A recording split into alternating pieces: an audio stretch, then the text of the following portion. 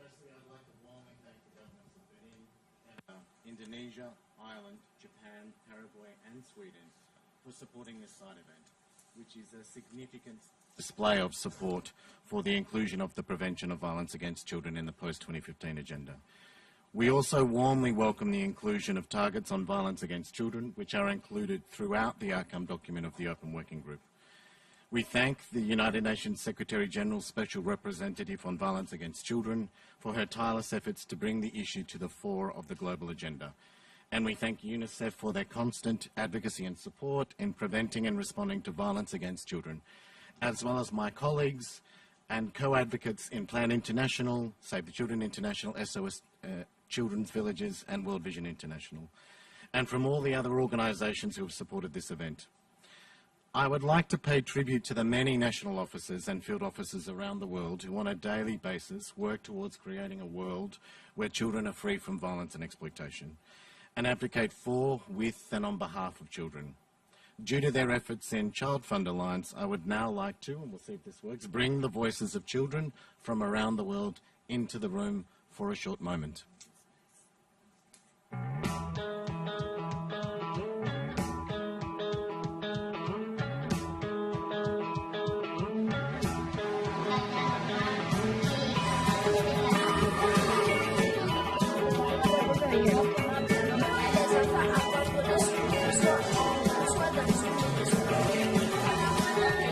Demandons aux chefs d'État du monde de continuer à œuvrer pour 1.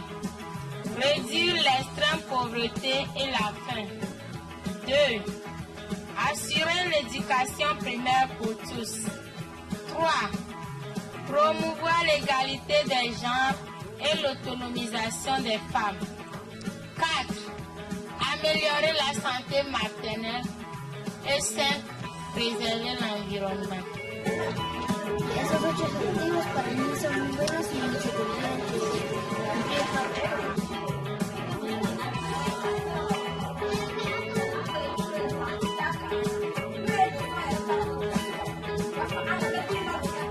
Penso là vào lục chỉ ăn thì nhà nước phải quan tâm đến ạ. Promouvoir la protection des enfants contre toutes les formes de violence.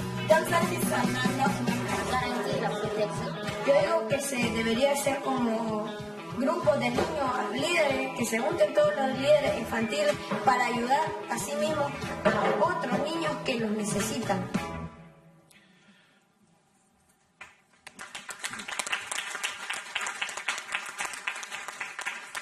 We will take that back to the children in the field to show your appreciation. As you see, children are clear about what we all need to do to ensure that they live in a world free from violence and exploitation. The impact of violence and exploitation is known. For example, it has been proven that violence in early childhood can cause toxic stress in a child's body and can stunt their brain development. This can also lead to greater susceptibility to heart disease, high blood pressure and diabetes. The costs to children are very personal, to their families, their communities.